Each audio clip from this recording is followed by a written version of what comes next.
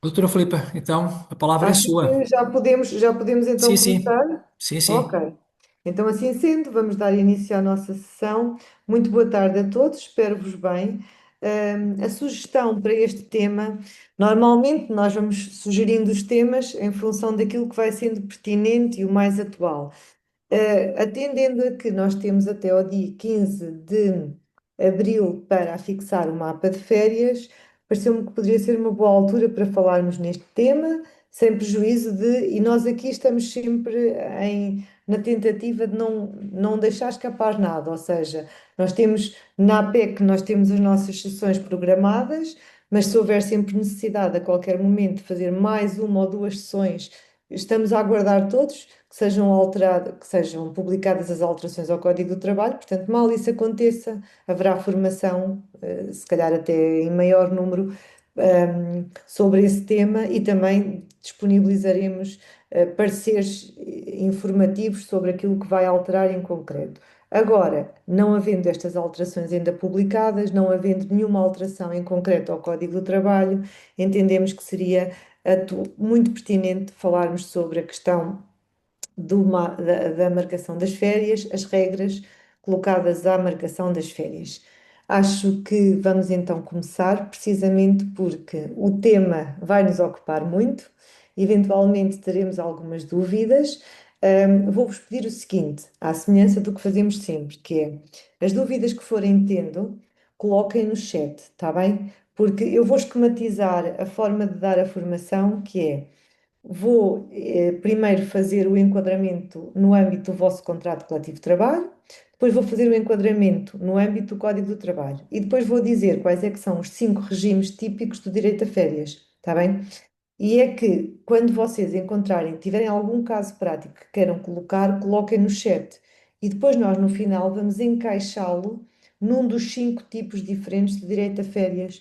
E eu acho que o engenheiro Jorge Cotovio já tem o PowerPoint do lado de lá, para depois vos enviar no final da sessão. Já sabem que não é nenhuma marotice da nossa parte, mas gostamos que vocês na sessão estejam nesta perspectiva de diálogo e depois receberem o PowerPoint, está bem? Porque se nós fizéssemos ao contrário, a minha experiência diz-me que vocês estavam muito preocupados aí a rubricar o PowerPoint e não estávamos aqui numa de estarmos a dialogar, que é aquilo que se espera, está bem? Então, boa tarde a todos. Vamos lá começar então com algumas regras especiais.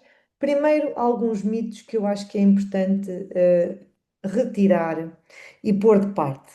E são mitos porquê? Porque às vezes estão muito enraizados na cabeça de alguns trabalhadores nossos. Um deles é esta ideia de que o trabalhador escolhe uma metade do seu período de férias e a entidade empregadora escolhe a outra metade. Isto é falso, está bem? É completamente falso e nem nunca esteve nada disto escrito assim na lei. O que a lei nos diz é uma coisa diferente. É que as férias são escolhidas por acordo e, quando não há acordo, prevalece a posição da entidade empregadora. E nós vamos ver que, no vosso caso concreto, do caso até mais específico dos trabalhadores, até há um período específico em que as férias podem ser tiradas. Portanto, esta ideia de que cada um escolhe a sua metade é falso. Pronto. E já vamos ver com base em que artigos é que eu estou a dizer isto. A outra ideia é que os trabalhadores muitas vezes vêm dizer porque eu tenho direito a marcar férias nesta altura, porque os meus filhos estão de férias na escola e eu tenho que estar de férias nesta altura com eles. Todos nós que somos pais, e embora os meus filhos já sejam crescidos, mas todos nós percebemos que, quando temos filhos pequenos, naturalmente gostaríamos e precisaríamos de ficar de férias com eles nesta altura. No entanto, a lei não prevê este direito. A lei prevê muitos direitos da parentalidade e já tivemos a oportunidade de os ver aqui noutras formações, mas este em concreto não está previsto. Nem este dos pais poderem tirar férias na altura em que os filhos estão de férias, nem o dos maridos ou das mulheres poderem tirar férias na altura em que o respectivo cônjuge também está de férias. O que a lei prevê é uma coisa diferente.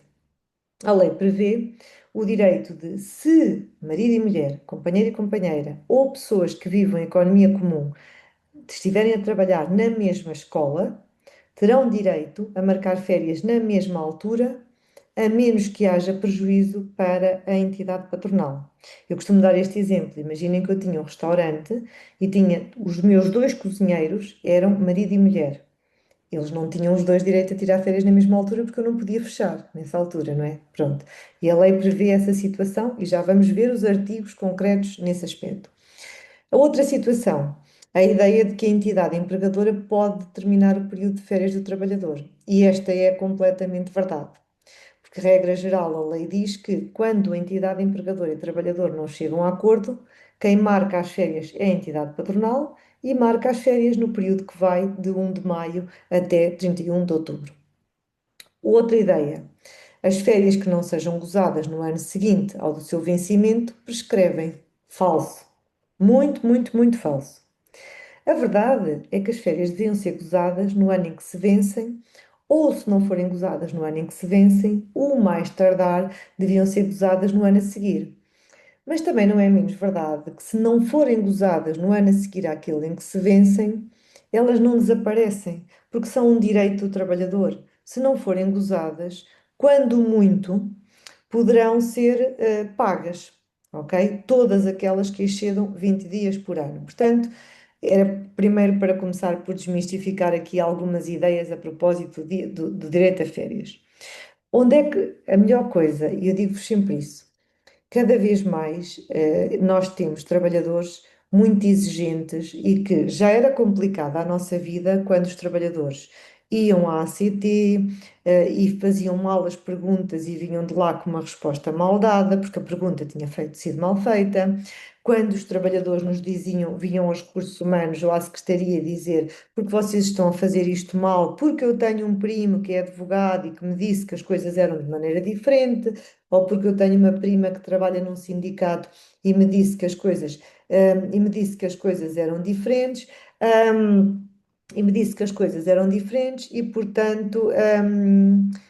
e, portanto, já as coisas eram complicadas nessa altura. Agora, em concreto, as coisas são um bocadinho piores, porque temos uma coisa chamada RGPD. E o RGPD veio complicar um bocadinho mais as coisas ao dizer que veio complicar um bocadinho mais as coisas. O ChatGPT, peço desculpa, veio complicar um bocadinho porque cada trabalhador acha que pode fazer a pergunta como bem entende, chega lá ao ChatGPT e faz um print screen e vem ter connosco e vem dizer: Olha, já fui ver, eu tenho direito a isto, isto, isto, isto, isto. Pronto. Portanto, temos que, a melhor coisa que nós podemos ter do nosso lado não é ChatGPTs, não é mais nada, é a lei. O que é que diz o Código do Trabalho, o que é que diz o Contrato Coletivo de Trabalho? E é neste sentido que eu hoje vou aqui abordar este tema com vocês. Então, nós temos esta questão. As férias podem ser, as férias são, primeiro, imprescritíveis, mesmo que não sejam gozadas no ano a seguir ao ano em que se vencem, elas nunca prescrevem, nunca desaparecem. Quando muito, podem ser convertidas em dinheiro. Segunda regra, as férias são imprescindíveis e acho que quanto a isto todos nós concordamos. Terceira regra, são inalienáveis. O trabalhador não pode vender as suas férias à entidade patronal. E nem pode dizer assim: eu quero vir trabalhar na altura das minhas férias para poder ganhar mais algum dinheirito extra.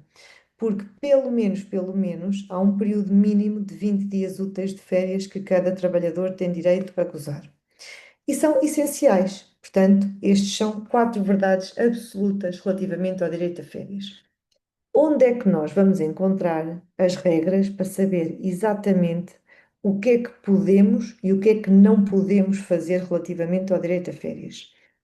Encontramos desde logo a base nos artigos 237 e seguintes do Código do Trabalho e nos artigos 237 e seguintes do Código do Trabalho e depois no instrumento de regulamentação coletiva de trabalho aplicável. Portanto, encontramos nestes dois sítios e é da conjugação de um com o outro que nós, de facto, vamos então obter o regime do direito, o nosso regime do direito a férias. Vou começar por ver com vocês o que é que está no contrato coletivo de trabalho, no instrumento de regulamentação coletiva de trabalho. O que é que muitas vezes nós podemos encontrar nos diferentes instrumentos de regulamentação coletiva de trabalho? Por exemplo, a majoração do período de férias. Como bem sabem, em 2012, na primeira versão do Código do Trabalho, o código dizia que todos os trabalhadores tinham direito a 22 dias úteis de férias e, eventualmente, acrescidos de mais 3 dias se o trabalhador não tivesse faltado no ano anterior. Agora, depois de 2015, houve muitos. O Código do Trabalho nunca mais foi recuperar esta majoração, mas depois de 2015, muitos instrumentos de regulamentação coletiva de trabalho recuperaram esta situação.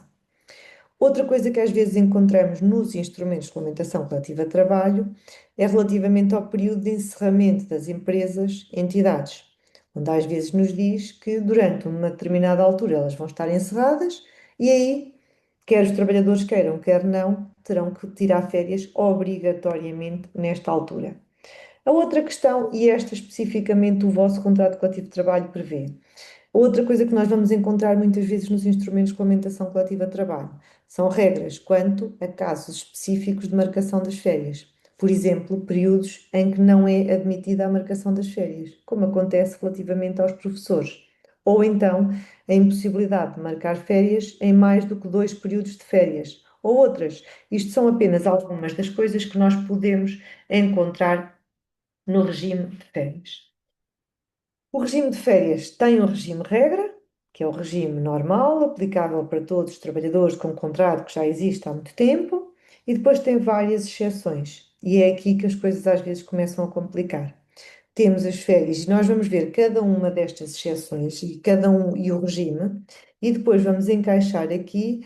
Vocês vão ver que depois de nós olharmos para cada uma destas situações, nós conseguimos encaixar aqui perfeitamente todos os casos práticos que eventualmente possamos ter. Portanto, vamos encontrar aqui todas as situações que eventualmente possam existir. Então, vou começar por ver convosco justamente o que está previsto no vosso instrumento de regulamentação coletiva de trabalho e depois, então, vamos ver o que está no Código do Trabalho. Vamos ver que o vosso instrumento de regulamentação coletiva de trabalho repete muito, ou seja, vai buscar muitas ideias que depois estão no Código do Trabalho e, portanto, é redundante aí. Primeira razão para a qual o direito a férias ser um direito um bocadinho difícil às vezes de compreender é que dentro do grande direito a férias nós temos a aquisição do direito a férias, ou seja, quando um trabalhador é contratado, ele adquire direito a férias. É contratado hoje, vamos supor, adquiriu direito a férias quando celebrou o contrato de trabalho. Mas se vocês me perguntarem assim, quantos dias? Eu vou dizer para já nenhum, porque à medida que o contrato dele se vai executando, por cada mês completo de execução do contrato, vão-se consolidar na sua esfera jurídica 2 dias úteis de férias, que se vão vencer ao fim de 6 meses completos de trabalho. Portanto, nós já temos 3 direitos. A aquisição do direito a férias, que é quando celebra o contrato e quando inicia a sua execução, consolidação de direito a férias, 2 dias por cada mês completo de execução do contrato, vencimento de direito a férias. Normalmente, as férias vencem-se no dia 1 de janeiro, relativas ao trabalho prestado no ano anterior, mas no caso dos trabalhadores contratados no próprio ano, as férias vencem-se ao fim de 6 meses completos de execução do contrato. E depois temos o gozo do direito a férias. Em regra, as férias só se podem gozar depois de estarem vencidas. Portanto, são 4 direitos que não acontecem ao mesmo momento, acontecem em momentos diferentes e daí a complicação. E depois, por outro lado, porque dentro da nossa instituição, dentro da nossa escola, estes 4 direitos não acontecem ao mesmo momento para todos os trabalhadores. Então vamos ter aqui situações diferentes. Vamos ter, e é aqui que nós vamos encaixar os casos práticos que vocês vão ter de certeza nas vossas escolas, que é o regime regra do direito a férias de todos os trabalhadores cujo contrato já dure há mais de um ano. Depois temos os trabalhadores com vínculo contratual inferior a 6 meses. Temos depois as férias no ano da contratação e no ano seguinte. Depois temos o direito a férias no ano da cessação do impedimento prolongado. temos o direito a férias no ano da cessação do contrato. Então vamos encaixar os casos práticos todos nestas situações. Mas vamos começar por ver as regras que estão no vosso contrato coletivo de trabalho e depois vamos passar para o Código do Trabalho, para fazermos o enquadramento direitinho disto. Este artigo não tem novidade nenhuma relativamente ao Código do Trabalho. O que este artigo nos diz é tão só isto, que é os trabalhadores abrangidos por este contrato coletivo de trabalho, que é o vosso caso, têm direito a um período de férias retribuídas em cada ano civil nos termos da lei. Ou seja, este artigo chuta-nos, remete-nos para o Código do Trabalho. E depois diz-nos, já vamos comparar este artigo com o que está no Código do Trabalho e vocês vão ver que vão ser praticamente iguais. O direito a férias adquire-se com a celebração do contrato de trabalho e vence no dia 1 de janeiro de cada ano civil. O período anual de férias tem a duração mínima de 22 dias úteis de férias, o que está exatamente igual ao Código do Trabalho. O empregador elabora o mapa de férias com a indicação do início e termo dos períodos de férias de cada trabalhador até 15 de abril, e por isso é que a formação acontece hoje, precisamente para que qualquer dúvida que exista quanto aos dias de férias que os trabalhadores têm, hoje poder ficar resolvida, porque o mapa de férias tem que ser afixado no dia 15 de abril e tem que se manter afixado nos locais de trabalho até ao dia 31 de outubro. Então, mas imaginem que depois de afixarem o mapa de férias, há alguma alteração ao período de férias que está lá no mapa de férias. Isso obriga-vos a voltar a fazer um novo mapa de férias, a fixar um novo mapa de férias? Não. Vocês vão manter o que têm afixado. O que é que eu vos aconselho? É que qualquer alteração ao período de férias, vocês a registem e documentem e ponham numa capinha para que, se eventualmente vierem a ser fiscalizados pela ACT, e a ACT tem muito esta coisa de chegar, olhar para o mapa de férias e olhar e ver, olha, a trabalhadora tal devia estar nesta altura de férias, mas afinal ela está a trabalhar. E a consequência legal de um trabalhador estar a trabalhar no seu período de férias é que isto é uma contraordenação muito grave. Portanto, eles às vezes, e nós às vezes, de facto, no início, a trabalhadora até marcou férias naquela altura. Só que depois, entretanto, ou nós tivemos necessidade de alterar as férias à trabalhadora, ou ela alterou porque pediu e nós aceitámos. E a verdade é que muitas vezes o que é que nos falta? Os registros e as evidências.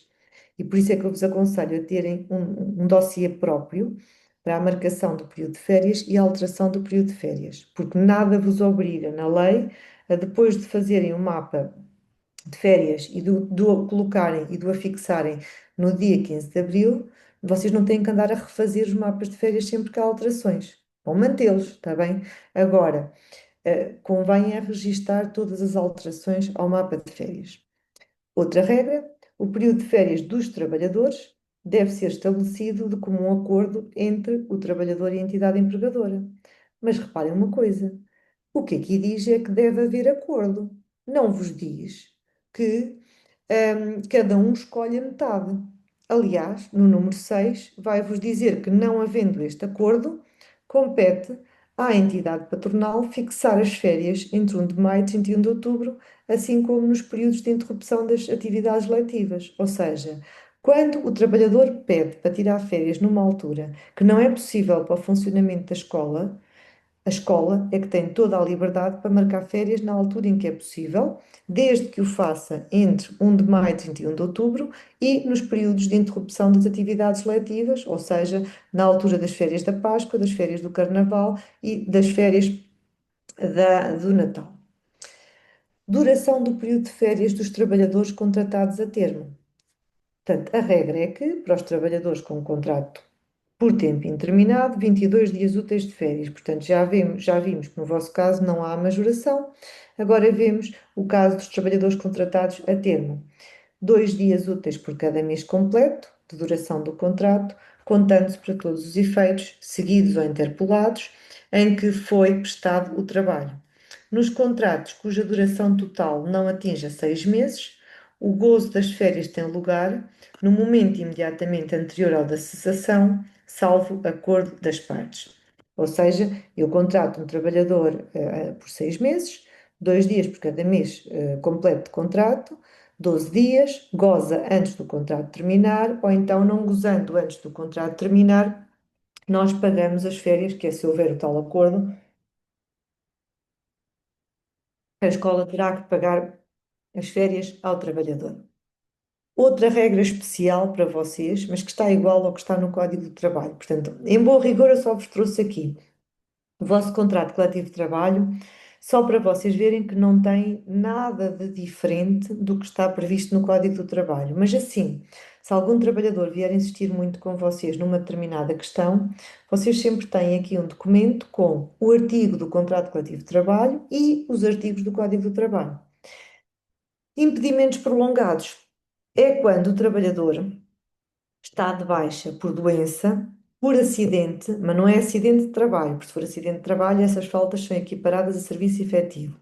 Doença, acidente, por cumprimento do serviço militar ou serviço cívico.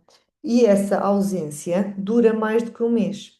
Normalmente, o que nós temos mais nesta situação são as doenças que se prolongam por mais de um mês. O contrato suspende. O contrato suspende e o facto do contrato suspender não quer dizer que isso inevitavelmente tenha efeito nas férias.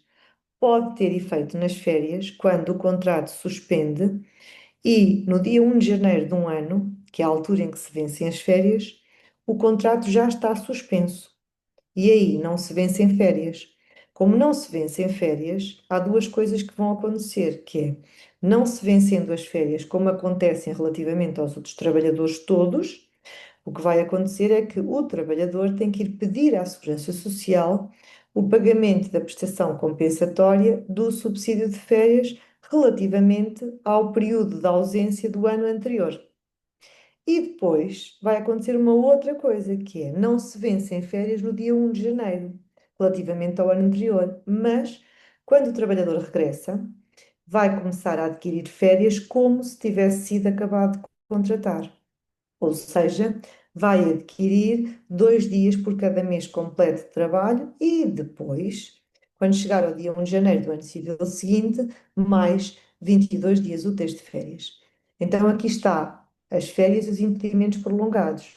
No ano em que suspende o contrato de trabalho por impedimento prolongado, respeitante a trabalhador, a situação da doença, de cumprimento de lei de serviço militar ou de serviço cívico ou outro acidente que não seja acidente de trabalho e que dure mais do que 30 dias, porque se não durar mais do que 30 dias não há uma suspensão do contrato. Então, no ano em que o contrato suspende por este motivo, se o trabalhador não conseguir gozar as férias que já estão vencidas, tem direito a que elas sejam pagas, tem direito a que elas sejam pagas as férias e o respectivo subsídio. Exemplo, imaginem que eu entro de baixa no dia 1 de abril. Nem sequer gozei as férias que se venceram no dia 1 de janeiro relativas ao trabalho prestado no ano anterior. E, entretanto, continuo de baixa, chego ao dia 1 de janeiro de 2027 e eu não estou ao serviço, ainda estou de baixa. Eu tenho direito, no ano, logo em 2026, quando o contrato suspende, eu se não, se quando entro de baixa prolongada, se eu não conseguir gozar as férias que já estavam vencidas, eu tenho direito a que vocês, escola, me paguem aqueles dias de férias que eu não consegui gozar quando entrei de baixa e ao respectivo subsídio. Normalmente, o que eu aconselho é a menos que o trabalhador venha pedir este pagamento, se calhar mais vale nós mantermos alguma calma e não nos precipitarmos a pagar logo este valor. Porquê? Porque o trabalhador está agora a entrar de baixa e nós não sabemos quando é que ele vai regressar. Tanto pode regressar daqui a 2 meses e querer gozar férias, e se elas forem pagas já não podem ser gozadas, porque já desapareceram, não é? Como pode, de facto, regressar só para o ano. Portanto, como isto é tudo uma incógnita, se o trabalhador vier pedir o pagamento destas férias, ok, temos que pagar, isso é ponto assente. Se ele não vier pedir o pagamento, eu se calhar diria que mais vale aguardar. As férias estão ali, ninguém as vai fazer desaparecer. Se não forem gozadas, vão ser pagas, isto é garantido. Pronto. Agora, como nós não sabemos bem a duração do período, é melhor se calhar mantê-las ali guardadinhas. Isto é o que acontece então no ano em que o trabalhador entra de baixa prolongada. Entenda-se por baixa prolongada uma baixa em que o trabalhador fica ausente durante mais do que 30 dias seguidos. Seguidos, porque atenção, imaginem que o trabalhador fica ausente, e não fica ausente tanto período seguido. Vai pondo ao longo do ano várias vezes baixas de curta duração. Nesse caso não vai acontecer nada, está bem?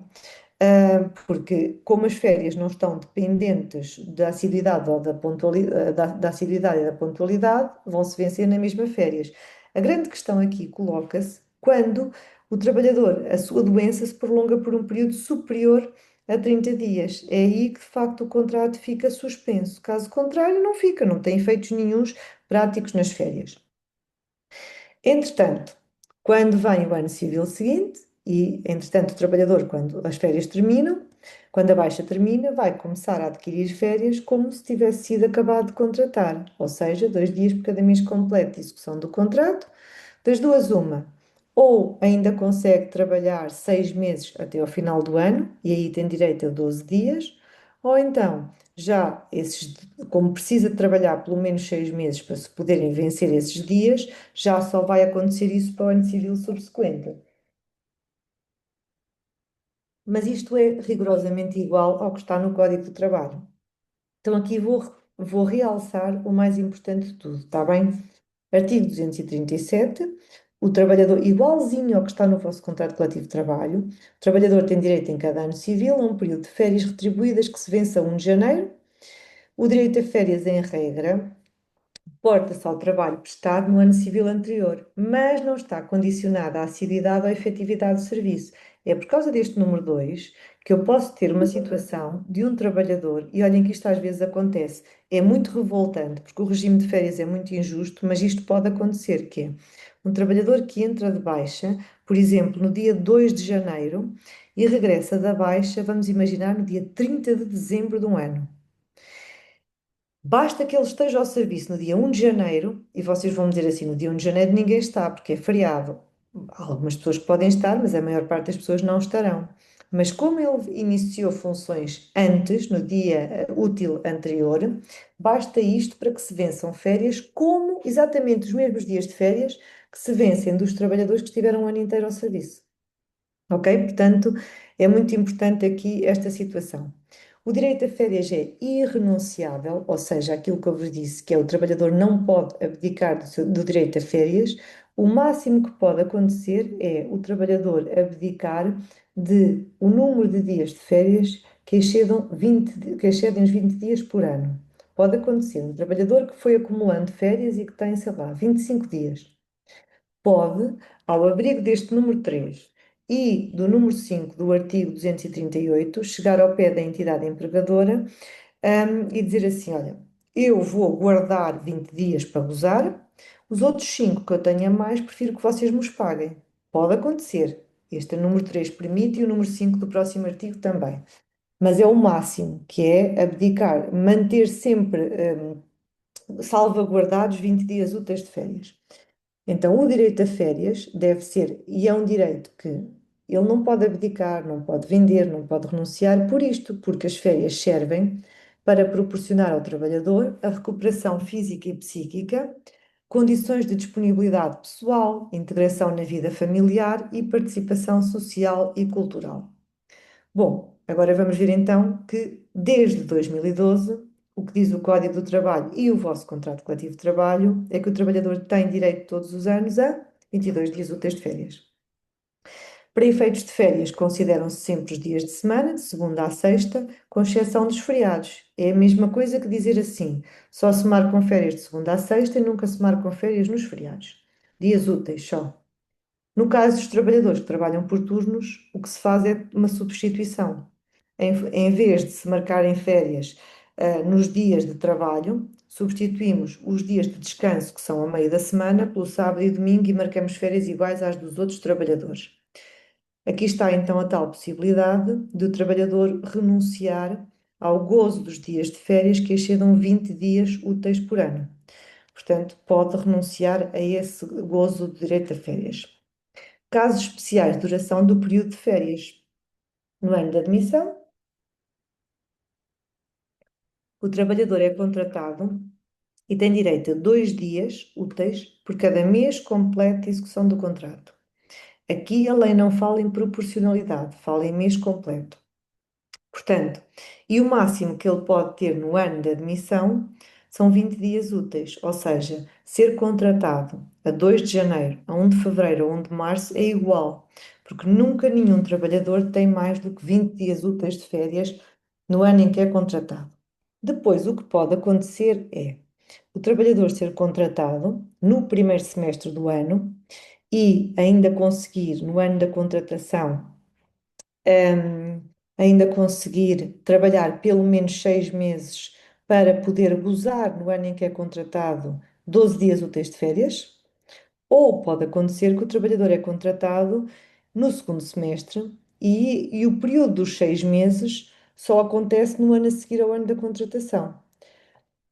E é aí que acontece um artigo, que aparece um artigo que vos faz muita confusão, que é um artigo que diz assim: quando nós juntamos as férias do ano da contratação com as férias do ano seguinte, hum, o trabalhador não pode, no ano a seguir ao ano da contratação, e é só nessa altura, está bem? Porque de resto, nos outros anos isto não acontece. Não pode gozar mais do que 30 dias, mas é só nessa altura. Olhem, lá está. Vou voltar um bocadinho atrás para vos mostrar que este artigo diz assim: casos especiais de duração do período de férias. É a exceção, não é a regra. E depois o número 3 diz: da aplicação do disposto nos números anteriores, não pode resultar o gozo no mesmo ano civil de mais do que 30 dias úteis de férias. E os números anteriores dizem o quê? Dizem o direito a férias no ano de admissão e o direito a férias no ano a seguir ao ano de admissão. Portanto, isto é um caso especial, não é uma regra. Ou seja, o trabalhador só não pode gozar mais do que 30 dias úteis de férias no ano a seguir ao ano de admissão. E mesmo assim, ele só não as pode gozar. Não é que ele não tenha direito a elas. Ele tem direito a elas, não as consegue é gozar. O que significa que os dias que vão para além dos 30 dias, ele ou os recebe ou os passa para o outro ano a seguir, e aí já não há limite nenhum ao gozo. Vou-vos dar um exemplo muito simples. Imagine uma trabalhadora que está de baixa por gravidez de risco. Termina a baixa por gravidez de risco e ela entra em baixa por parentalidade. As duas ausências, as duas licenças de parentalidade, são equiparadas a serviço efetivo, ou seja, mesmo esta trabalhadora não estando ao serviço no dia 1 de janeiro, vão sempre vencendo direito a férias. Pode acontecer que ela, quando regressar da baixa de gravidez de risco e de licença de parentalidade, tenha, entretanto, acumulado 44 dias úteis de férias. E vocês vão me perguntar assim: e ela pode gozar esses 44 dias? Se a entidade empregadora, ou seja, se a escola permitir, pode, porque esta regra dos 30 dias é só mesmo nesta altura específica. Férias no ano a seguir ao ano da contratação. O resto das alturas não há problema nenhum em gozar os dias que forem seguidos, está bem? No mesmo ano. Bom, então, agora temos aqui uma regra especial que vocês também têm no vosso contrato coletivo de trabalho, que são os contratos com duração inferior a 6 meses. A regra é igualzinha à do vosso contrato coletivo de trabalho. O trabalhador tem direito a 2 dias úteis de férias por cada mês completo de duração do contrato. Estas férias, exatamente igual ao que está no vosso contrato coletivo de trabalho, são gozadas imediatamente antes da cessação do contrato, salvo acordo entre as partes. Dei-vos o exemplo: contrato de 6 meses, ganha 12 dias, ou goza imediatamente antes do fim do contrato, ou então não goza e nós pagamos estas férias. Simples, simples. Depois, o que temos mais aqui? As férias no ano a seguir ao impedimento prolongado. Portanto, quando o trabalhador não está ao serviço no dia 1 de janeiro porque o contrato está suspenso. E está suspenso porquê? Porque ele está ausente por motivo de doença ou de cumprimento de lei de serviço militar ou de serviço cívico por um período seguido de mais do que 30 dias e apanha de um ano para o outro, porque se isso acontecer dentro do mesmo ano, isto não acontece. Então, como o trabalhador, neste caso, imaginem, entrou de baixa prolongada em novembro de 2025 e regressou da baixa prolongada em 2 de janeiro de 2026.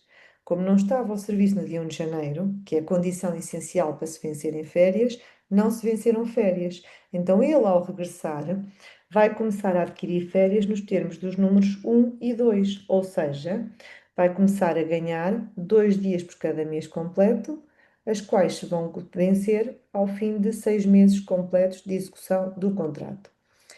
Ano do gozo das férias. As férias são gozadas no ano em que se vencem, sem prejuízo do disposto nos números seguintes. Então, o ideal é que o trabalhador, no ano em que as férias se vencem, goze férias. Porquê? Porque as férias existem mesmo para isso, para a pessoa descansar. Não é para ir acumulando, acumulando e para depois as ganhar. É para descansar. E devem todos os anos ser gozadas férias. Mas, eventualmente, há situações em que a lei permite que as férias possam passar para o ano civil seguinte, possam, entretanto, acumular com as férias do ano civil seguinte, por exemplo, quando o trabalhador e o empregador chegam a acordo, ou então quando o trabalhador tem um familiar a residir no estrangeiro e pretende gozar férias com o seu familiar. Neste caso, a lei permite acumular as férias de um ano com as férias de um outro, ou ainda acumular metade do gozo das férias de um ano com as do ano seguinte, desde que haja acordo entre entidade empregadora e trabalhador. Agora é o tal mito é que não está aqui escrito em lado nenhum que cada uma das partes escolhe o seu período de férias, tal como não está no vosso contrato coletivo de trabalho. O período de férias é marcado por acordo entre o empregador e o trabalhador. Na falta de acordo, quem marca as férias é a entidade empregadora. E reparem, tinha que ser assim, porque senão, como é que o legislador podia permitir que cada trabalhador marcasse férias na altura em que bem entende e depois, quer dizer, a entidade empregadora não conseguia funcionar se todos tirassem férias na mesma altura. Olha, imaginem, por exemplo, um lar de terceira idade, em que toda a gente decidia tirar férias na mesma altura. O que é que a gente ia fazer com os utentes? Mandá-los para casa também de férias? Não dá. Precisamos deles para estar a trabalhar. Então, fica do lado da entidade empregadora a possibilidade de, quando não há como, ser a própria entidade patronal a marcar as férias. E aqui marca no período que vai de 1 de maio até 31 de outubro, a menos que o instrumento de regulamentação coletiva de trabalho preveja diferente. E aqui é das poucas situações em que o vosso tem aqui uma nuance. É que no caso de uma escola, vocês, quando não há acordo entre empregador e trabalhador, a escola pode marcar no período de 1 de maio a 31 de outubro ou então nas alturas das interrupções letivas. Portanto, aqui temos aqui uma ligeirinha diferença relativamente ao vosso caso específico. Na falta de acordo, o empregador que exerça atividade ligada ao turismo está obrigado a marcar 25% do período de férias a que os trabalhadores têm direito neste período que vai de 1 de maio a 31 de outubro, mas só 25%. Porquê? Porque nas empresas ligadas ao setor turístico também são as alturas em que os trabalhadores são mais precisos. Portanto, o legislador percebeu que são as alturas em que os trabalhadores mais gostam de gozar férias, mas também as alturas que uma entidade ligada ao turismo mais precisa que os trabalhadores estejam a gozar férias, mais precisa que estejam ao serviço.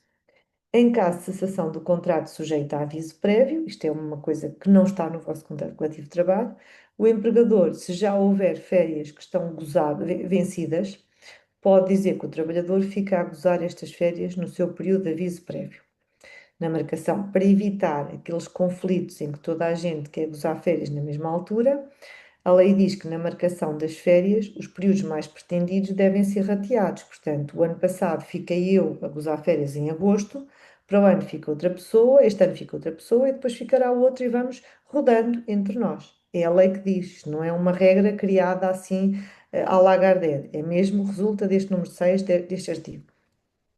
Agora, vejam o número 7. Não diz em lado nenhum que os trabalhadores têm direito a gozar férias no mesmo período dos respectivos filhos ou dos respectivos cônjuges.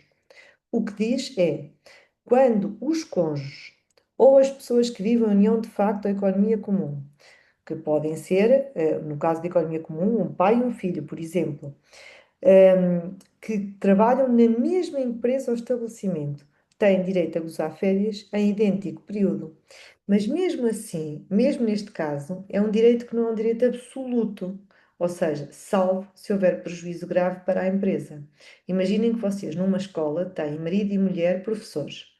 Terão os dois direito a gozar férias na mesma altura, a menos que haja um prejuízo grave para o funcionamento da escola e que não seja possível permitir que os dois gozem férias na mesma altura. O gozo do período de férias pode, então, há um princípio que nos diz que as férias deviam ser marcadas de forma seguida para permitir aos trabalhadores descansarem mesmo, está bem? Agora, depois também se diz que, excepcionalmente, até podem ser marcadas de forma interpolada, uns dias aqui, outros dias acolá, desde que haja acordo entre o empregador e o trabalhador, podem ser gozados então, mas sempre, sempre, sempre no mínimo 10 dias úteis consecutivos. Ou seja, ao marcar férias, há sempre um período mínimo de 10 dias úteis seguidos. Os únicos trabalhadores que não têm obrigatoriamente que marcar 10 dias úteis consecutivos são os trabalhadores estudantes, que beneficiam de um regime especial em que podem marcar beneficiam de um regime especial em que podem marcar até 15 dias de férias, assim, salpicados ao longo do ano, e o resto dos dias é que têm que ser usados todos de forma seguida. Então, o empregador elabora o mapa de férias com a indicação do início e do termo dos períodos de férias de cada trabalhador até 15 de abril de cada ano e mantém-no afixado nos locais de trabalho entre esta data e 31 de outubro. Já vimos, e não há dúvida nenhuma, de que temos que afixar o mapa de férias até 15 de abril e mantê-lo afixado até 31 de outubro. Se houver alguma alteração ao período de férias, tal como consta do mapa de férias, nós não temos que ir a correr, retificar o mapa e substituir um pelo outro. Temos é que guardar estas evidências para o caso de termos uma inspeção, um pedido de esclarecimentos ou qualquer coisa. Agora, o que é importante aqui também, neste número 9 é o que diz aqui e mantém-no afixado nos locais de trabalho. Na altura em que foi publicado o Regulamento Geral de Proteção de Dados, houve muita, houve pessoas que exageraram um bocadinho e que viam problemas ao nível do tratamento de dados pessoais, até nos sítios onde eles não existiam. E um deles era aqui, que era dizerem que não se podiam afixar os mapas de férias porque isso violava o Regulamento Geral de Proteção de Dados. Isto não está previsto na lei, isto não está previsto na lei. O que está previsto na lei é uma coisa diferente, que é se o mapa de férias for colocado, afixado no local de trabalho onde deve ser colocado, não há problema nenhum e podem lá estar os nomes dos trabalhadores e os períodos em que estão de férias. O problema é que de facto, há empresas que não têm no local de trabalho um local onde possam ter o mapa de férias afixado e que só possam ter acesso a este local os trabalhadores. Então, é nesses casos que de facto pode haver um problema do ponto de vista do RGPD, porque de facto eu não posso colocar o mapa de férias afixado num sítio onde passam pessoas estranhas à empresa e que ficam a saber em que altura é que os meus trabalhadores vão de férias. É isto que não pode acontecer. Agora, se o mapa de férias estiver afixado no local de trabalho, ai, não há problema rigorosamente nenhum em lá estarem os nomes dos trabalhadores. Mas é que rigorosamente nenhum. O problema só existe quando o mapa de férias é colocado num local onde passam várias pessoas e que ficam a saber em que alturas é que os trabalhadores vão de férias. Então, se dúvidas houvesse quanto ao direito das entidades empregadoras de marcarem férias na altura em que entendem, se não chegarem a acordo com o trabalhador, elas ficam dissipadas com este artigo 242, que nos diz que a entidade empregadora pode encerrar para férias dos trabalhadores até 15 dias consecutivos, entre 1 de maio e 31 de outubro, por período superior a 15 dias consecutivos ou fora deste período, se isso estiver definido em instrumento de regulamentação coletiva de trabalho ou mediante parecer favorável da Comissão de Trabalhadores, por período superior a 15 dias consecutivos entre 1 de maio e 31 de outubro, E ainda que o empregador ainda pode encerrar férias durante 5 dias úteis consecutivos na época das férias escolares de Natal e ainda nas alturas das pontes. Portanto, se a entidade empregadora pode legalmente encerrar nestes períodos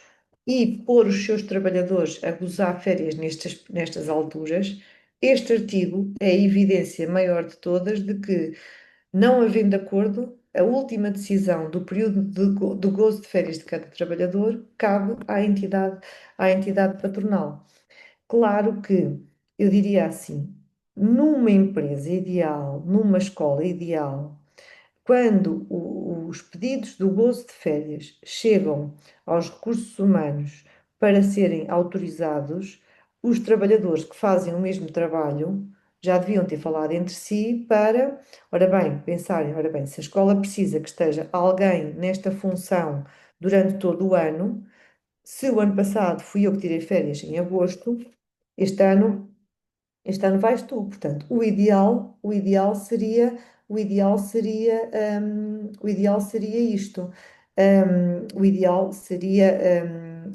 seria isto. Agora, vamos aqui, não havendo esta situação, cabe à entidade empregadora fazer então esta marcação. O empregador pode alterar o período de férias já marcado ou interromper as já iniciadas por exigências imperiosas do funcionamento da empresa. Portanto, depois das férias estarem marcadas,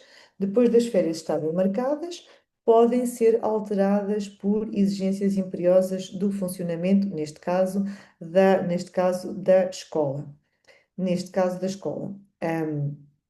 Tendo o trabalhador direito, tendo o trabalhador direito, tendo o trabalhador direito, tendo o trabalhador direito, então, a uma indemnização pelos prejuízos sofridos por deixar de gozar as férias no período marcado. Ou seja, vamos imaginar que quando é a escola que está, a interromper ou a alterar o período de férias do trabalhador, porque tenho uma cozinheira, tenho duas, vai uma de férias, mas eu preciso da outra para assegurar o trabalho. Esta outra que está a trabalhar, entretanto, entra-me de baixa e eu fico ali descalça. Sou obrigada a interromper as férias daquela que está ausente.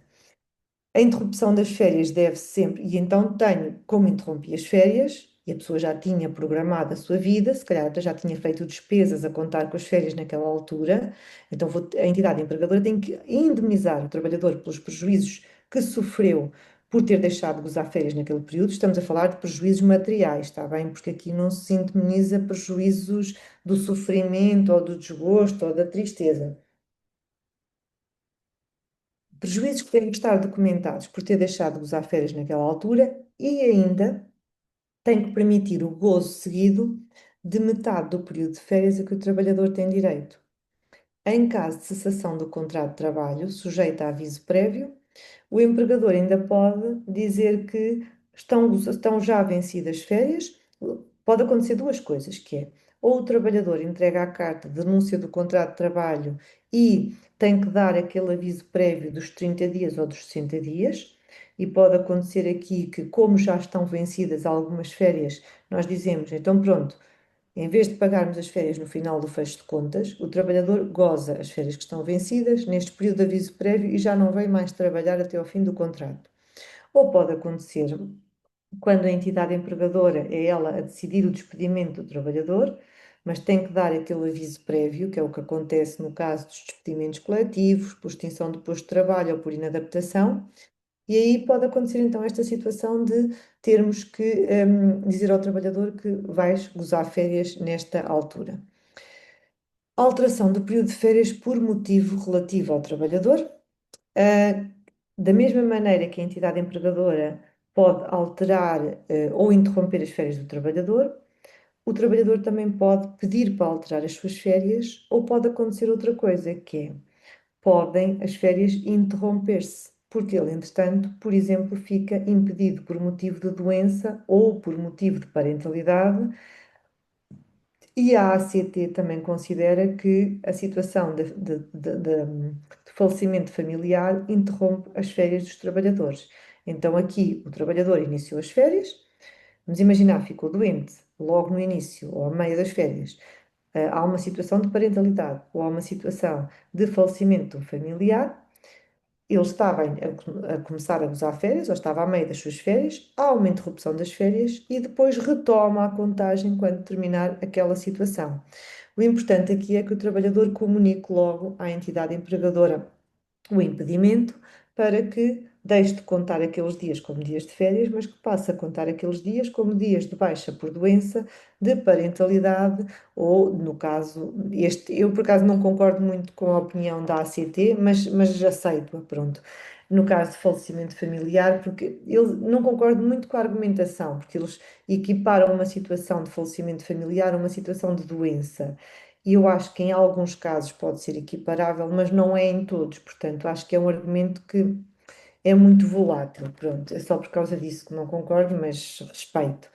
Pronto. Quando o contrato termina, que é outra situação que nós temos, o trabalhador tem direito a receber as férias, o correspondente às férias vencidas e não usadas, e ainda os proporcionais ao tempo de serviço prestado no ano da cessação do contrato. Está bem? Portanto, no ano do fecho das contas, nós vamos pagar ao trabalhador duas coisas: férias vencidas, e não gozadas, aquelas férias que se venceram no dia 1 de janeiro relativamente ao ano anterior e que o trabalhador não conseguiu gozar antes do contrato chegar ao fim, e as férias vincendas, ou seja, férias adquiridas no ano da cessação do contrato.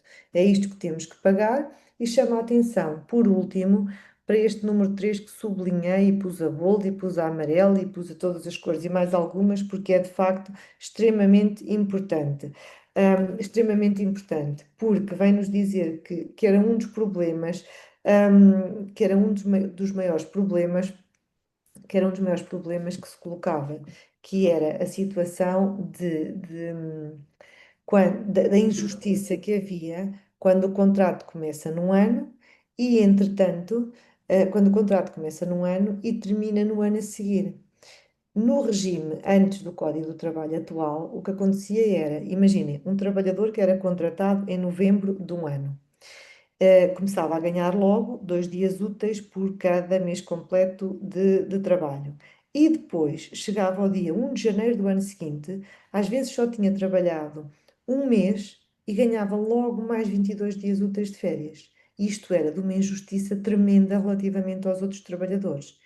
Então, este número 3 veio estabelecer aqui alguma justiça, que é dizer assim: quando o contrato começa num ano e termina no ano seguinte, e termina no ano seguinte, as férias nunca podem ser mais do que o proporcional ao período anual de férias, tendo em conta a duração do contrato. Portanto, quando o contrato dura mais do que 2 anos seguidos, ok. Agora, quando começa num ano e termina no ano a seguir, ou quando não dura mais do que 12 meses, uma coisa ou outra, vamos contar o tempo, a duração toda do contrato e nunca podemos dar mais do que o proporcional atendendo à violação. O último artigo, que raramente acontece, que é quando a entidade empregadora até pode, mas não deixa o trabalhador gozar férias na altura, gozar férias de todo. Não é na altura em que ele quer, não o deixa gozar férias, obste culposamente ao gozo das férias. Neste caso, o trabalhador tem direito ao triplo da retribuição correspondente ao período em falta que deve ser gozado até 30 de abril do ano civil subsequente. O trabalhador não pode, durante as férias são mesmo para o trabalhador descansar.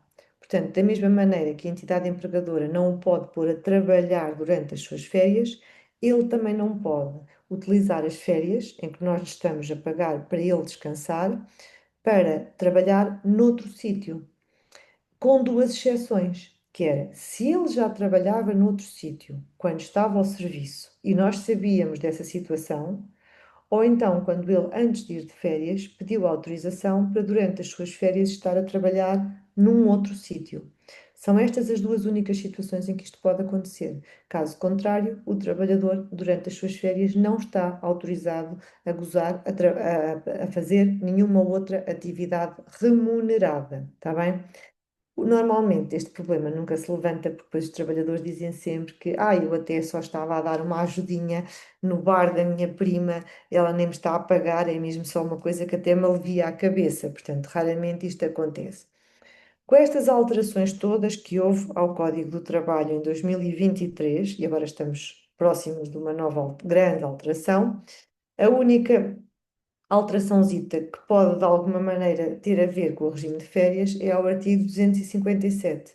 É esta aqui, que é, já antes era possível o trabalhador, quando tinha uma falta justificada, mas que era não remunerada, poder substituir este dia por um dia de férias, ou seja, era retirado um dia ao período de férias. Agora continua a ser possível esta situação, mas é impossível a entidade empregadora não aceitar este pedido do trabalhador. Ou seja, antigamente era possível o trabalhador pedir para vão-me marcar um dia de falta, justificada, mas não remunerada, por isso eu peço-vos para, em vez de me retirarem a remuneração deste dia, me retirarem um dia de férias. Ok? Pronto, já antes isto era possível acontecer. Agora continua a ser possível acontecer, mas a entidade empregadora não se pode opor a que isto aconteça. E de antes era possível. Portanto, vamos então ver muito resumidamente e depois vocês ficarão aqui com os vários artigos que explicam tudo isto direitinho. Regime-regra do direito a férias de todos os trabalhadores cujo contrato já dure há mais de um ano. Direito a um período mínimo de 22 dias úteis de férias. Este período pode ser maior se o trabalhador for abrangido por um instrumento de regulamentação coletiva de trabalho que preveja uma majoração. Não é o caso do vosso, está bem? No caso da adesão ao banco de horas compensado mediante a concessão de dias de férias, ou seja, quando o regulamento do banco de horas diz que os trabalhadores que adiram ao banco de horas podem ter um aumento do período de férias. No caso do trabalhador estudante, optar por. O trabalhador estudante pode sempre justificar a véspera e o dia do exame. São faltas justificadas e remuneradas. Agora, pode escolher e, em vez de faltar na véspera do exame, guardar até ao máximo de 3 dias de vésperas de exames, para depois juntar este período ao período das férias. O direito a férias dos trabalhadores cujo contrato já dura há mais de 12 meses, então vence sempre no dia 1 de janeiro e, em regra, reporta-se ao trabalho prestado no ano civil anterior, e mesmo que o trabalhador tenha faltado muito, porque a lei diz que as férias não estão condicionadas à assiduidade ou efetividade do serviço. É requisito do vencimento do direito a férias que os trabalhadores estejam ao serviço no dia 1 de janeiro do ano civil seguinte àquele a que as férias dizem respeito. Outro regime de exceção: trabalhadores com vínculo contratual inferior a 6 meses. Igualzinho ao que está no vosso contrato coletivo de trabalho. 2 dias úteis de férias por cada mês completo de duração do contrato e goza esse período de férias antes do fim do contrato ou então, por acordo entre as partes, não goza e depois nós pagamos no final do contrato. Agora vai começar a complicar e por isso é que eu trago aqui alguns casos práticos. Férias no ano da contratação e no ano seguinte. Podemos ter duas situações. São situações em que, primeiro, estamos a falar sempre de contratos que durem mais do que 6 meses. Se o contrato só durar 6 meses, aplicamos aquela regra simples de 2 dias por cada mês completo e goza antes do fim do contrato, ou então, se não gozar, nós pagamos. Pronto. Agora, podemos aqui estar a falar de duas situações. Contratos que tenham uma duração que não chega a ter 12 meses e que começam no ano e terminam no ano seguinte, e aqui vamos aplicar a regra da proporcionalidade, e contratos que ultrapassam esta duração, e aqui já não aplicamos a regra da proporcionalidade. Primeira regra: no ano em que o trabalhador é contratado, ganha 2 dias por cada mês completo de execução do contrato, mas no ano em que é contratado nunca pode ter mais do que 20 dias úteis de férias. Agora vem aqui o problema, que é, e quando chega ao ano seguinte? Quando chega ao ano seguinte, se o contrato ainda não durou mais do que 12 meses, se calhar é prematuro da nossa parte dar logo os 22 dias úteis de férias. Porque se por algum motivo relacionado com o trabalhador ou com a própria escola o contrato terminar no ano a seguir ao ano da contratação, nós temos que aplicar aquela regra da duração das férias não pode ser superior à duração proporcional do contrato. Portanto, e aqui pode acontecer o seguinte, que é, quando os contratos começam no primeiro semestre, o trabalhador, no ano em que é contratado, ainda consegue trabalhar os 6 meses que precisa de trabalhar para se vencer em férias. Quando é contratado no segundo semestre, este período de 6 meses já só termina no ano civil seguinte ao ano da contratação. E é aí, quando acumula com as férias do ano a seguir, que acontece esta regra, que é uma regra de exceção e que não sei porquê toda a gente faz disto regra geral, que é quando acumula as férias do ano da contratação com as do ano seguinte, o trabalhador não pode gozar mais do que 30 dias úteis de férias. Mas a lei só diz que ele não pode gozar mais do que 30 dias, não diz que ele não tenha direito a elas, está bem? Ele tem direito a elas, não as pode é gozar. Então, o que é que nós fazemos aos 30 dias que ele não consegue usar? Por exemplo, pagamos. É a única solução. Só se aplica esta regra no ano seguinte ao da contratação e nunca se aplica nos outros anos. Portanto, ficam aqui com estas dois casos práticos diferentes de contrato que termina no ano a seguir ao ano da contratação e no contrato que dura mais do que este período. E depois tenho uns casos práticos, mas não vamos conseguir hoje ver, mas depois poderão com calma ver isto e qualquer questão também me poderão colocar. E depois, por último, temos o direito a férias no ano da cessação do impedimento prolongado. Pode acontecer o seguinte, que é, um trabalhador pode entrar de baixa e pode ir metendo pequenas baixas ao longo do ano, 12 dias aqui, 14 dias acolá, 12 dias acolá, e isto não tem efeito nenhum nas férias, porque a lei é clara a dizer que as férias não estão condicionadas à assiduidade ou efetividade de serviço. O problema é quando a baixa dura de forma seguida mais do que 30 dias. É aí que faz com que o contrato fique suspenso. Mas mesmo neste caso, quando a suspensão começa num ano e termina no mesmo ano, isto não tem efeito nenhum no direito a férias. A suspensão só tem efeito nas férias quando passa de um ano civil para o outro seguinte. É só aí que a suspensão tem efeito nas férias. E é aí que, como o trabalhador não está ao serviço no dia 1 de janeiro, não se vencem férias nesta altura e ele, ao regressar da baixa, vai começar a adquirir 2 dias de férias por cada mês completo de duração do contrato. Então, ora, vejam aqui esta situação. Um trabalhador entrega um certificado. Agora, para que não se vençam férias, o contrato tem que estar ou já está suspenso, portanto, o trabalhador no dia 1 de janeiro já está suspenso há mais do que 30 dias, ou então nós já sabemos que o contrato vai durar essa suspensão mais do que 30 dias, porque a primeira baixa que entregou já tem uma duração superior a esta. Imaginem esta situação. O trabalhador entregou um certificado de incapacidade temporária a 15 de dezembro de 2025, com uma duração de 2 meses. Portanto, nós aqui já sabemos, no dia 1 de janeiro, já temos a certeza que o trabalhador vai estar ausente mais do que 30 dias seguidos. O contrato já está suspenso. Então, porque está suspenso, ele não está ao serviço no dia 1 de janeiro, não se vence direito a férias. Então, ele vai ter que pedir à Segurança Social o pagamento da prestação compensatória do subsídio de férias. Outro cenário, que é ele entrega de facto um certificado de incapacidade temporária no dia 15 de dezembro de 2025, mas este certificado de incapacidade temporária tem apenas a duração de 16 dias. Ou seja, quando eu chego ao dia 1 de janeiro, eu ainda não tenho a certeza se o contrato vai ficar suspenso mais do que 30 dias seguidos, o que faz com que se vençam as férias na mesma.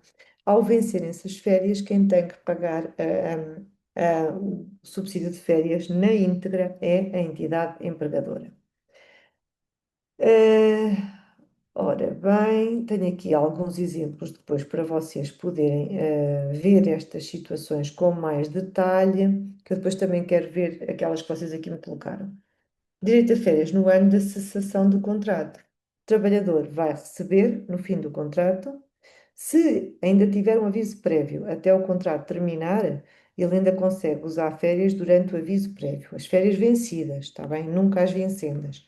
Caso contrário, vamos ter que pagar férias vencidas e respectivo subsídio e férias vincendas, ou seja, as férias que ele adquiriu no ano da cessação do contrato. Agora, é importante para a marcação do período de férias. Vamos, de uma vez por todas, acabar com este mito e com esta ideia tão falsa de que cada um escolhe a sua metade. Eu mostrei-vos os dois artigos no vosso contrato coletivo de trabalho e no Código do Trabalho, que dizem claramente que as férias são marcadas por acordo e, quando não há acordo, quem marca as férias é a entidade patronal. No vosso caso concreto, a escola tem que marcar entre 1 de maio e 31 de outubro e nos períodos das interrupções letivas. É o que a lei diz. O vosso contrato coletivo de trabalho é clarinho quanto a isto. Idealmente, devíamos tentar chegar a acordo e tentar mais ou menos dar alguns períodos daqueles que o trabalhador pede para gozar. Isto devia ser o ideal, mas também os trabalhadores, idealmente, deviam ser sensíveis ao ponto de não nos pedirem todos para gozar férias na mesma altura. Não sendo possível o ideal, ficou bastante claro que, quando não há acordo, quem marca é a entidade empregadora, mas está sempre sujeita àquele período de 1 de maio a 31 de outubro, e no vosso caso ainda tem mais uma nuance, que é marcam em vez do trabalhador entre 1 de maio e 31 de outubro e ainda nos períodos das interrupções letivas. Este é o caso, o vosso caso do vosso instrumento de regulamentação coletiva de trabalho, mas ele é clarinho, é igual ao Código do Trabalho, ainda acrescenta mais um bocadinho, está bem? Está aqui. Onde é que está?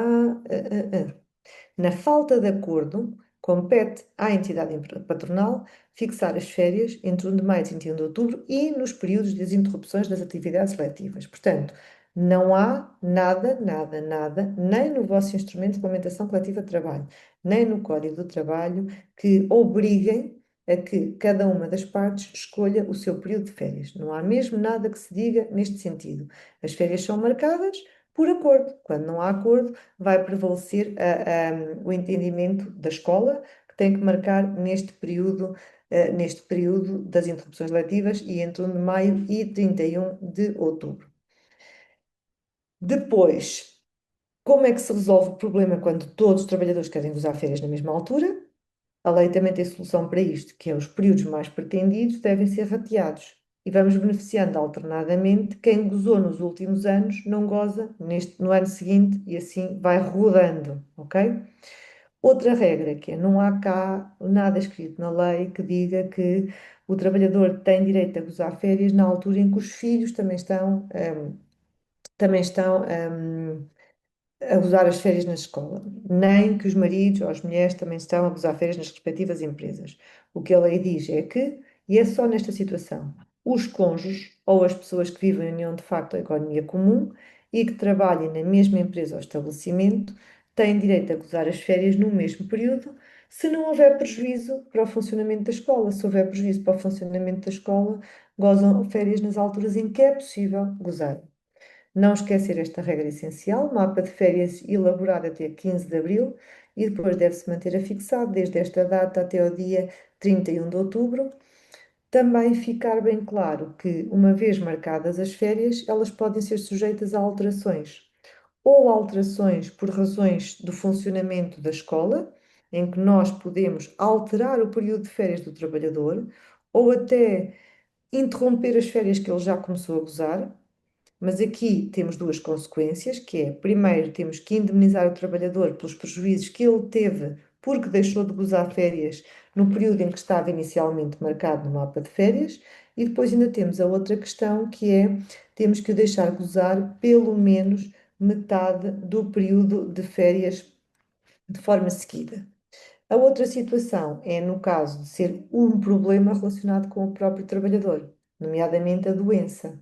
A doença, uma situação de parentalidade ou entendimento da ACT, porque equipara o falecimento familiar à doença, uma situação de falecimento familiar. Portanto, neste caso, as férias são interrompidas ou alteradas por necessidades ou questões relacionadas com o trabalhador, desde que ele comunique aquela situação à entidade empregadora. Caso contrário, a entidade empregadora não pode saber. Portanto, não esquecer aqui esta situação da nota técnica da ACT e também de que é o artigo 65, número 3, que diz que as licenças por situação de risco clínico durante a gravidez, por interrupção da gravidez, por adoção e licença parental em qualquer das modalidades, suspendem o gozo das férias, devendo os dias remanescentes ser gozados após o seu termo, mesmo que tal se verifique no ano seguinte.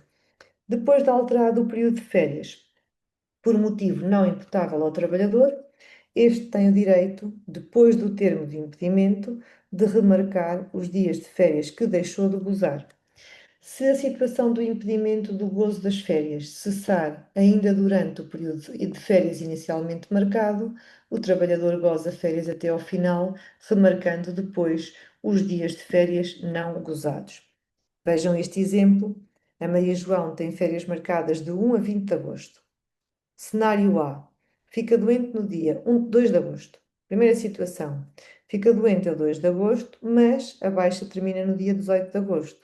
Ora, como ela já tinha inicialmente as férias marcadas até 20 de agosto, quando a baixa termina, ela continua em casa, mas não de baixa, mas a gozar férias, até 20, que era a data que estava inicialmente marcada. E depois remarca os restantes dias, que podem eventualmente ser até seguidos, ok? Pode acontecer que sejam depois do dia 20. Não há na lei esta ideia falsa de que o trabalhador tem que vir trabalhar, nem que seja um dia, para poder gozar o resto dos dias que faltam. Ele até pode mandar um e-mail e ficar até o dia 20, porque já estava marcado, e depois continuar de férias o resto dos dias que faltou gozar. Outro cenário que é inicia a baixa a 2 de agosto, mas a baixa termina no dia 25 de agosto. Como só tinha férias marcadas até 20 de agosto, depois vai ter que remarcar os dias que, entretanto, deixou de gozar. Até pode pedir à entidade empregadora para dizer assim: olha, a minha baixa termina agora a 25 de agosto, eu deixei de gozar este período todo de férias, mas queria gozar logo, logo de imediato a seguir à baixa. Se a entidade empregadora deixar, não há nada que impeça que isso aconteça, ok? Já tínhamos visto esta consequência da alteração das férias por motivo imputável à entidade empregadora, indemnização pelos danos sofridos, remarcação do período de férias em falta. Metade do período de férias é que tenha direito. E já tínhamos visto a possibilidade do encerramento da empresa, neste caso da escola, e vimos que nestas alturas vocês podem colocar os trabalhadores a gozar férias neste período. Durante o seu período de férias, o trabalhador recebe o que receberia se estivesse em serviço efetivo, e chama-se isto retribuição do período de férias, e ainda tem direito a receber o subsídio de férias. E o subsídio de férias corresponde à duração mínima das férias, que compreende a retribuição base e outras prestações retributivas que sejam contrapartida do modo específico de execução do trabalho. No ano da cessação do contrato de trabalho, tem direito a receber o trabalhador o pagamento das férias e subsídio de férias vencidas e não gozadas, o pagamento das férias e subsídio de férias adquiridas e não vencidas. Sempre com aquele esforço e contratempo e a jogar contra o tempo, terminamos a sessão, mas vamos ver então as dúvidas que vocês, entretanto, me colocaram. E tenho aqui uma questão apenas, só uma, pensava que ia ter muito mais. Fiz um contrato, fiz um contrato, ai, não estou aqui, fiz um contrato de um ano em setembro de 2025. No mapa de férias coloco 8 dias referentes a 2025, mais 14 dias até agosto de 2025. Não, porque 8 dias e 14, sim, dá 22, sim, exatamente, que é o proporcional, certo? Ou seja, 22 ao todo. Se renovar o contrato, esta tem direito a mais 8 dias, não.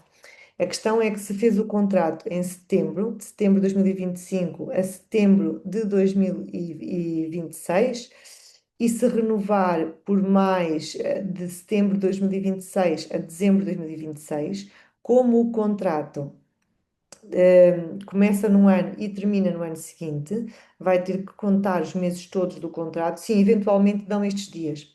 Vai ter que contar os meses todos do contrato, neste caso dá setembro, outubro, novembro, dezembro. Portanto, dá 16 meses. 16 meses dá mais ou menos 36 dias. É capaz de ser isto. Portanto, dá mais ou menos, tem que dar o proporcional ao tempo de duração do contrato. É capaz de ser isto mais ou menos. Portanto, aqui está-me a dizer 8 mais 14 dá 22, mais 8 dá 30.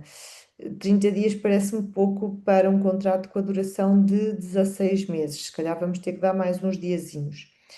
O ano de admissão no artigo 239, número 1, entende-se os primeiros 12 meses do contrato ou é só o ano em que foi contratado? Não, o ano de admissão é só referente ao ano em que foi contratado, está bem? Tem a ver com 2025, 2026, o ano em que o trabalhador é contratado.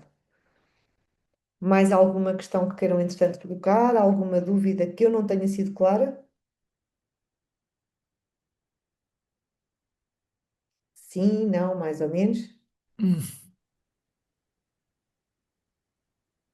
Depois de Então, surgir, podem pô-la diretamente à doutora Filipa. sim, como sempre, estou Exatamente. completamente à vontade para que me coloquem as questões à medida que elas forem surgindo. Mas se entretanto tiverem, por favor, coloquem-nas. Peço desculpa.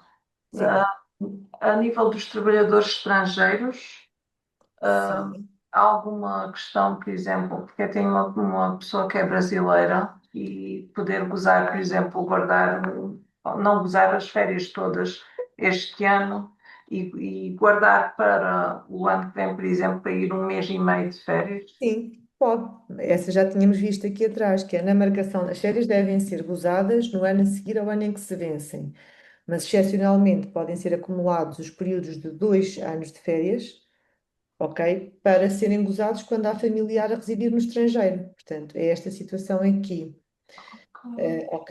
A título excepcional, o trabalhador poderá gozar no primeiro quadrimestre do ano a totalidade do período de férias vencido no ano anterior, em cumulação com este. Para tal, é necessário o acordo das partes, sendo que este poderá ser dispensado no caso do trabalhador pretender gozar férias com familiares residentes no Ah, estrangeiro. Portanto, ah, será o vosso caso. ok, obrigada. De nada. E aí não é preciso sequer o acordo da entidade empregadora. Mais alguma questão que queiram colocar? Sim, não, mais ou menos.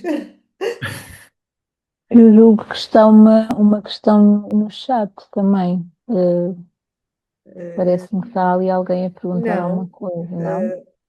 eh, quer dizer, não. Foram respondidas Vê? as duas. Já foram respondidas a Ok, Sim, da sim, Lila sim, e da sim. Cláudia Oliveira. obrigada.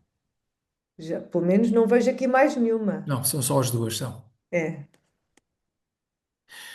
Muito bem, então, nesse caso, vamos terminar a reunião, agradecendo à doutora Filipa mais esta sessão, muito densa, não é? Vão ter o PowerPoint depois para Sim, digerir melhor tudo isto. é muita coisa, mas eu acho que é importante nós fazermos organizarmos na nossa cabeça estes 5 esquemas, porque os casos práticos que eventualmente se podem colocar em qualquer uma das vossas instituições, eles vão cair num destes 5 enquadramentos. Portanto, acho que conseguimos por aí organizar, esta análise desta situação.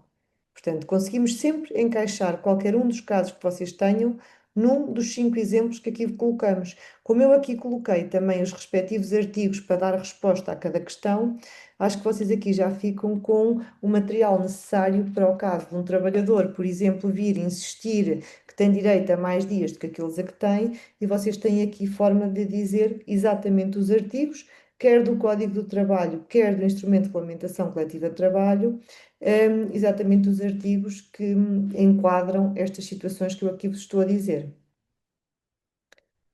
Alguma questão mais? Pronto, hoje tem Acho que direito. não vejo mais nenhuma questão, pois não? Não, não, não há mais nenhuma questão. Não, boa tarde, muito Eh, obrigada. Boa tarde. e Ah, antes, diga, sim, diga. sim. Não, não, não, Não, não não, é. não há nenhuma questão, E não. antes de terminarmos, vamos fazer a nossa oração. Estamos na Semana Santa. Eh, Hoje a oração é por minha conta. E fui buscar este salmo que eu gosto muito, o Salmo 27, à liturgia do dia de hoje, que vou ler o princípio e o final do salmo. O Senhor é a minha luz e salvação. A quem hei de temer? O Senhor é protetor da minha vida. De quem hei de ter medo? Confia no Senhor, sê forte. Tem coragem e confia no Senhor. Creio que é um salmo muito bonito, mesmo É muito muito bonito bonito. mesmo. E neste início desta semana, que é a semana maior, não é a Semana Santa, enche-nos de confiança e de muito ânimo. Todos nós bem precisamos. mesmo. Com esta Essa certeza de que confiança. Deus está ao nosso lado e nos protege, despeço-me e desejo a todos uma Santa Páscoa.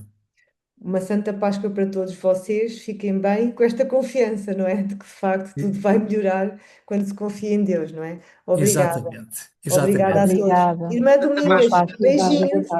Obrigada, boa Beijinhos. tarde. A irmã Dominga está sempre presente. Está sempre presente, sempre. Pois é, quando Obrigada se a pode, todos. Um abraço mesmo ao longe. especial às escolas das ilhas. Muito bem. Obrigada. É verdade, mesmo ao Obrigada a todos. longe. É verdade, é Obrigada. verdade. Obrigada. Mesmo Obrigada. longe estamos perto. É verdade. Uma Beijinhos. boa tarde a todos. Obrigada, Boa tudo semana. bom. Boa semana. Boa Páscoa. Obrigada igualmente. Obrigado, doutora Filipa. Obrigada. Adeus, engenheira. Adeus. Obrigada.